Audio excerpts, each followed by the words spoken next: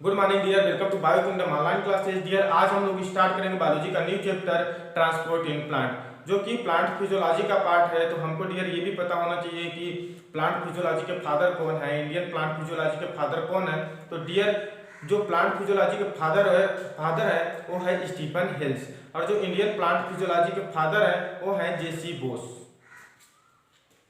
Father of plant physiology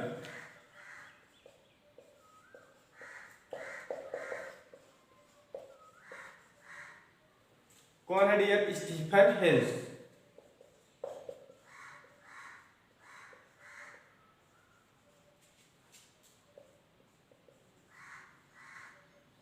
dear जो plant physiology के father हैं, इंडियन प्लांट फिजियोलॉजी के फादर है वो है JC Bose.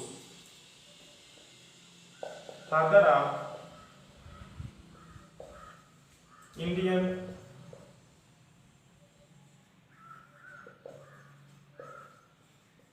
Plant physiology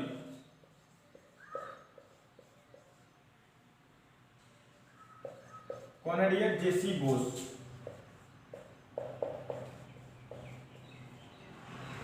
dear अब हम लोग देखेंगे ट्रांसपोर्ट इन प्लांट चैप्टर के बारे में, कि जो ट्रांसपोर्ट होता है किसका किसका ट्रांसपोर्ट होता है। डियर वो ट्रांसपोर्ट होता है वाटर का, मिनरल्स का, प्लांट ग्रोथ रेगुलेटर का, जो ऑर्गेनिक न्यूट्रिएंट्स है उनका ट्रांसपोर्ट होता है। ट्रांसपोर्ट किसका किसका होता है? वाटर का,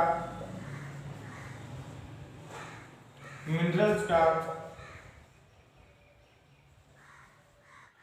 ऑर्गेनिक न्यूट्रिएंट्स का,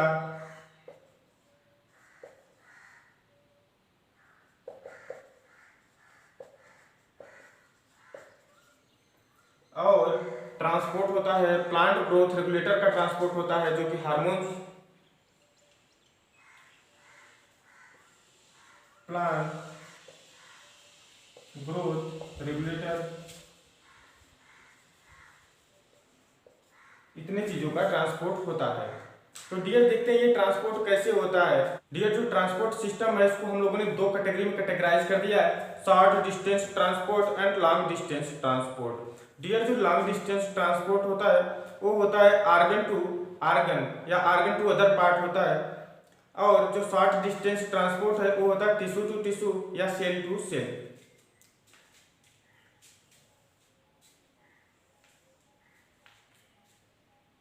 शॉर्ट डिस्टेंस और ये होता है long distance.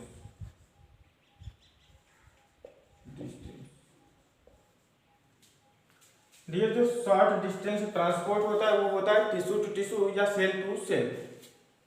Tissue to tissue या तो सेल टू सेल। और लॉन्ग डिस्टेंस से जो ट्रांसपोर्ट होता है वो होता है आर्गन टू आर्गन।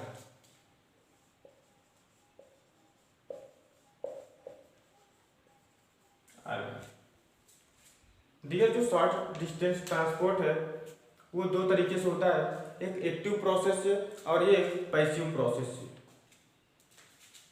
एक एक्टिव और एक पैसिव। पैसिव ट्रांसपोर्ट और active transport.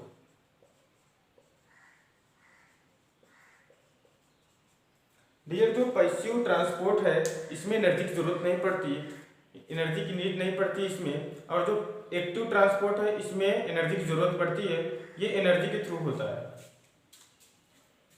No need energy, और इसमें एनर्जी की जरूरत पड़ती है, नीड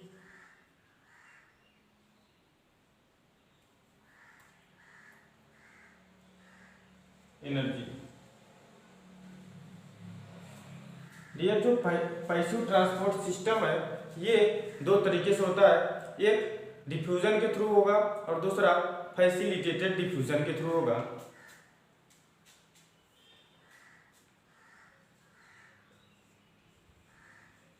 डिफ्यूजन के थ्रू होगा और फैसिलिटेटेड डिफ्यूजन के थ्रू होगा। फैसिलिटेटेड डिफ्यूजन के थ्रू होगा।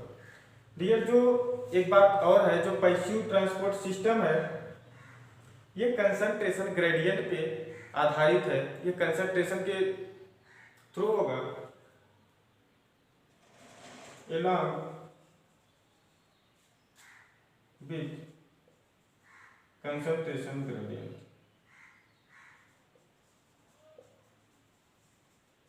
concentration gradient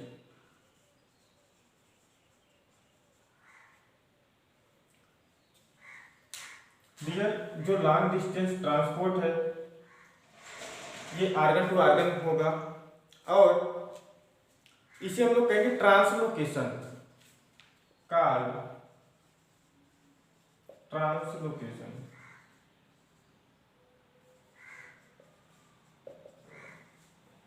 और ये स्पेशल टिश्यू के थ्रू होगा जिसे हम लोग जाइलम फ्लोएम कहते हैं।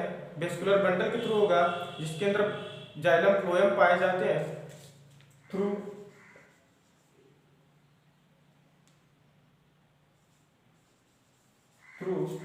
Vascular bundle.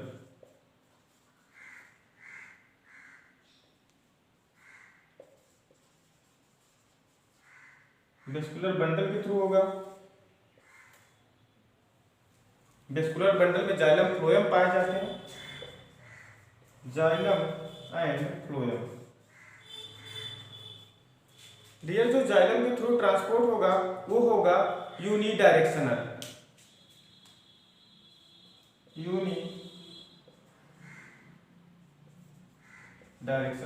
यूनिडायरेक्शनल मतलब कहां से कहां होगा, रूट टू लीफ होगा, स्टेम होगा, रूट टू लीफ लिखते हैं हम लोग, लीफ। और इससे क्या क्या ट्रांसपोर्ट होगा, इससे ट्रांसपोर्ट होगा हमारा वाटर और मिनरल्स।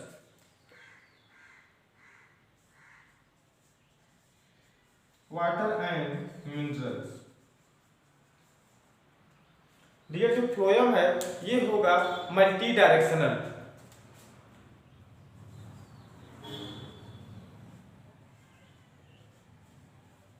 Multi directional. डियर जी जो ये ट्रांसपोर्ट होगा वो कहां से कहां होगा, leaf to other part. Leaf to other part.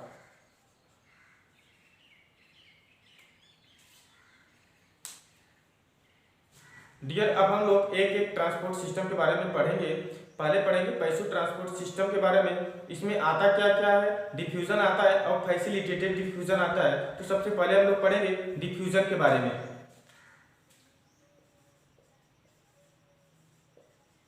Diffusion. Dear जो डिफ्यूजन प्रोसेस है ये कंसंट्रेशन ग्रेडियंट पे आधारित है। Higher concentration to lower concentration diffusion होता है along concentration gradient।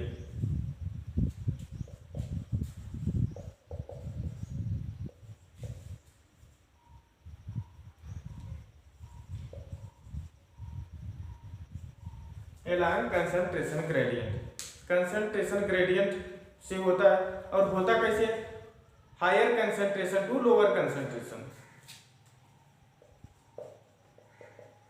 Higher to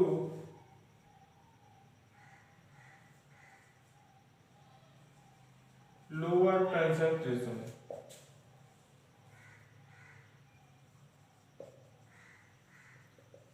hire to lower concentration. Dear हम लोगों ने पहले भी पढ़ा था कि पैसिव प्रोसेस में एनर्जी की जरूरत नहीं पड़ती। तो डिफ्यूजन कौन सा प्रोसेस है, पैसिव प्रोसेस है। तो इसमें एनर्जी की जरूरत पड़ेगी क्या, नहीं पड़ेगी। No need energy, no need energy.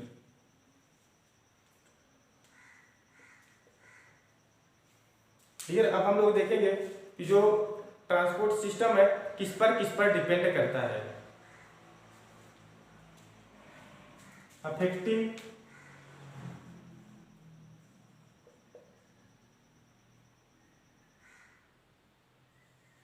Affecting factor of diffusion. कौन कौन सी चीजें अफेक्ट करती डिफ्यूजन को, ये बात अब हम लोग समझेंगे, देखेंगे। सबसे पहले इफेक्ट डालता है ग्रेडियंट ऑफ कंसंट्रेशन। पहला gradient of concentration,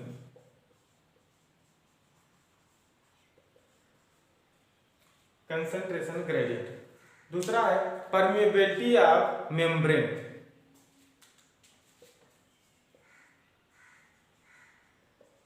permeability of membrane. Dear, permeability of membrane किस तरीके से डिफ्यूजन पे अफेक्ट डालता है? अगर जितनी ज्यादा परमेबिलिटी ऑफ मेम्ब्रेन होगी, मेम्ब्रेन की जितनी ज्यादा परमेबिलिटी होगी उतना ज्यादा डिफ्यूजन होगा। मतलब डायरेक्टली प्रोपोर्शनल होता है डिफ्यूजन के। Diffusion directly proportional to permeability of membrane.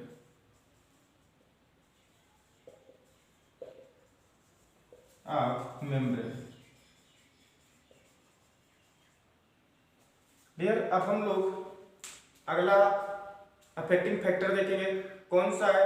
वो है temperature.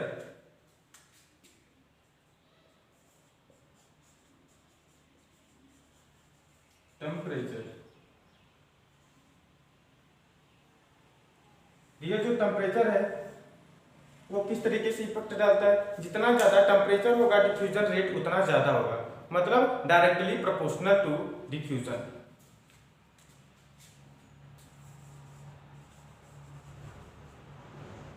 Diffusion directly proportional to temperature.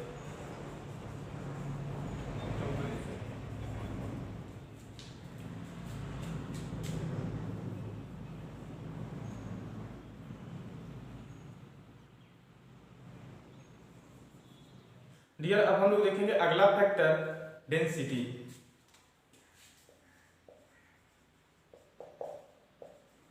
Density चौथा है। ठीक है, जो डेंसिटी है वो कैसे अफेक्ट डालती है? जितनी ज्यादा डेंसिटी होगी उतना कम डिफ्यूजन होगा। मतलब यूनिवर्सली प्रोपोर्शनल होता है डिफ्यूजन के।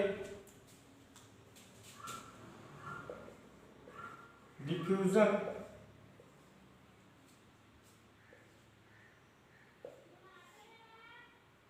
Universally proportional to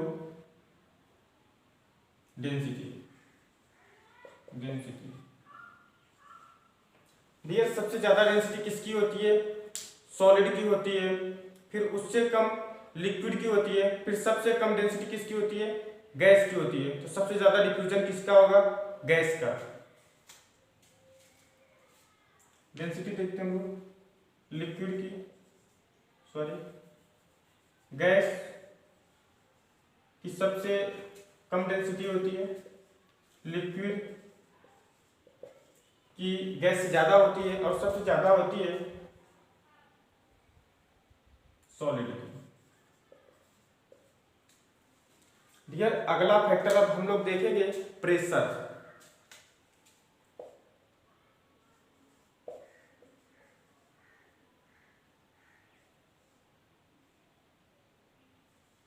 pressure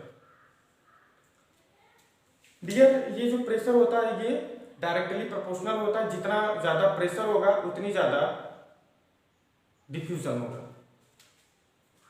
diffusion directly proportional to pressure.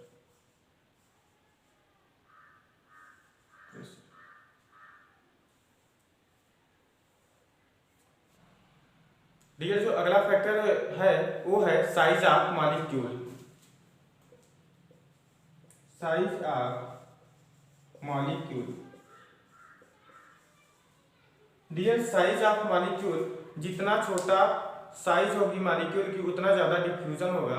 मतलब साइज ऑफ मॉलिक्यूल जो है वो डिफ्यूजन के इनवर्सली प्रोपोर्शनल होगा।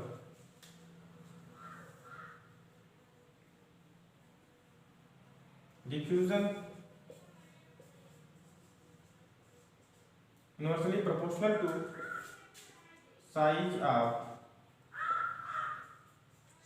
Of molecule.